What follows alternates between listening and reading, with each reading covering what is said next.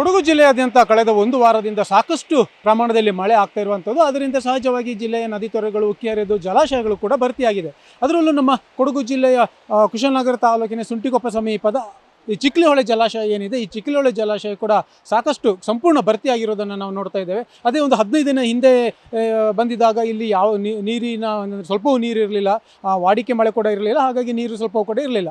ಆದರೆ ಇವಾಗ ಕಳೆದೊಂದು ವಾರದಿಂದ ಉತ್ತಮ ಪ್ರಮಾಣದ ಮಳೆ ಆಗಿರೋದ್ರಿಂದ ಚಿಕ್ಲಿಹೊಳೆ ಜಲಾಶಯ ಸಂಪೂರ್ಣ ಭರ್ತಿಯಾಗಿದೆ.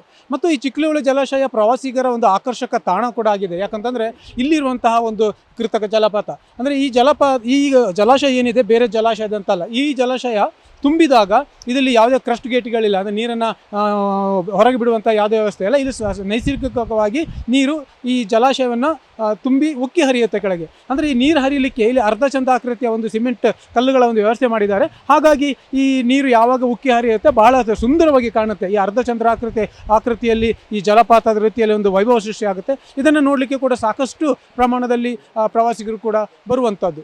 ಇನ್ನು ಸಾಮಾನ್ಯವಾಗಿ ಸೆಪ್ಟೆಂಬರ್ ಅಂತ್ಯದವರೆಗೂ ಮಳೆ ಇದ್ದರೆ ಇದೇ ಮಾದರಿಯ ಒಂದು ವ್ಯವಸ್ಥೆಯಲ್ಲಿರುತ್ತೆ, ಅಂದರೆ ಒಂದು ಆಕರ್ಷಕ ತಾಣ ಇದಾಗಿರುತ್ತೆ.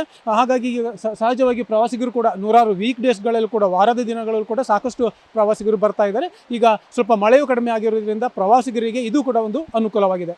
ಕ್ಯಾಮರಾಮನ್ ನವೀನ್ ಜೊತೆ ಗೋಪಾಲ್ ಸಮಯ TV9 ಕೊಡಗು. ಕೊಡಗು ಜಿಲ್ಲೆಯಾದ್ಯಂತ ಕಳೆದ ಒಂದು ವಾರದಿಂದ ಸಾಕಷ್ಟು ಪ್ರಮಾಣದಲ್ಲಿ ಮಳೆ ಆಗ್ತಾ ಇರುವಂಥದ್ದು. ಅದರಿಂದ ಸಹಜವಾಗಿ ಜಿಲ್ಲೆಯ ನದಿ ತೊರೆಗಳು ಉಕ್ಕಿ ಹರಿದು ಜಲಾಶಯಗಳು ಕೂಡ ಭರ್ತಿಯಾಗಿದೆ.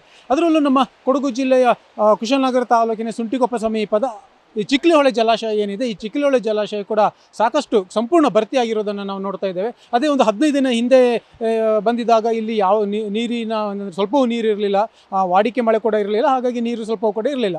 ಆದರೆ ಇವಾಗ ಕಳೆದೊಂದು ವಾರದಿಂದ ಉತ್ತಮ ಪ್ರಮಾಣದ ಮಳೆ ಆಗಿರೋದ್ರಿಂದ ಚಿಕ್ಲಿಹೊಳೆ ಜಲಾಶಯ ಸಂಪೂರ್ಣ ಭರ್ತಿಯಾಗಿದೆ. ಮತ್ತು ಈ ಚಿಕ್ಲಿಹೊಳೆ ಜಲಾಶಯ ಪ್ರವಾಸಿಗರ ಒಂದು ಆಕರ್ಷಕ ತಾಣ ಕೂಡ ಆಗಿದೆ. ಯಾಕಂತಂದರೆ ಇಲ್ಲಿರುವಂತಹ ಒಂದು ಕೃತಕ ಜಲಪಾತ, ಅಂದರೆ ಈ ಜಲಾಶಯ ಏನಿದೆ ಬೇರೆ ಜಲಾಶಯದಂತಲ್ಲ. ಈ ಜಲಾಶಯ ತುಂಬಿದಾಗ ಇದರಲ್ಲಿ ಯಾವುದೇ ಕ್ರಸ್ಟ್ ಗೇಟ್ಗಳಿಲ್ಲ, ಅಂದರೆ ನೀರನ್ನು ಹೊರಗೆ ಬಿಡುವಂಥ ಯಾವುದೇ ವ್ಯವಸ್ಥೆ ಇಲ್ಲ. ಇದು ನೈಸರ್ಗಿಕವಾಗಿ ನೀರು ಈ ಜಲಾಶಯವನ್ನು ತುಂಬಿ ಉಕ್ಕಿ ಹರಿಯುತ್ತೆ ಕೆಳಗೆ. ಅಂದರೆ ಈ ನೀರು ಹರಿಯಲಿಕ್ಕೆ ಇಲ್ಲಿ ಅರ್ಧಚಂದ್ರಾಕೃತಿಯ ಒಂದು ಸಿಮೆಂಟ್ ಕಲ್ಲುಗಳ ಒಂದು ವ್ಯವಸ್ಥೆ ಮಾಡಿದ್ದಾರೆ. ಹಾಗಾಗಿ ಈ ನೀರು ಯಾವಾಗ ಉಕ್ಕಿ ಹರಿಯುತ್ತೆ ಬಹಳ ಸುಂದರವಾಗಿ ಕಾಣುತ್ತೆ. ಈ ಆಕೃತಿಯಲ್ಲಿ ಈ ಜಲಪಾತದ ರೀತಿಯಲ್ಲಿ ಒಂದು ವೈಭವ ಸೃಷ್ಟಿಯಾಗುತ್ತೆ. ಇದನ್ನು ನೋಡಲಿಕ್ಕೆ ಕೂಡ ಸಾಕಷ್ಟು ಪ್ರಮಾಣದಲ್ಲಿ ಪ್ರವಾಸಿಗರು ಕೂಡ ಬರುವಂಥದ್ದು. ಇನ್ನು ಸಾಮಾನ್ಯವಾಗಿ ಸೆಪ್ಟೆಂಬರ್ ಅಂತ್ಯದವರೆಗೂ ಮಳೆ ಇದ್ದರೆ ಇದೇ ಮಾದರಿಯ ಒಂದು ವ್ಯವಸ್ಥೆಯಲ್ಲಿರುತ್ತೆ, ಅಂದರೆ ಒಂದು ಆಕರ್ಷಕ ತಾಣ ಇದಾಗಿರುತ್ತೆ.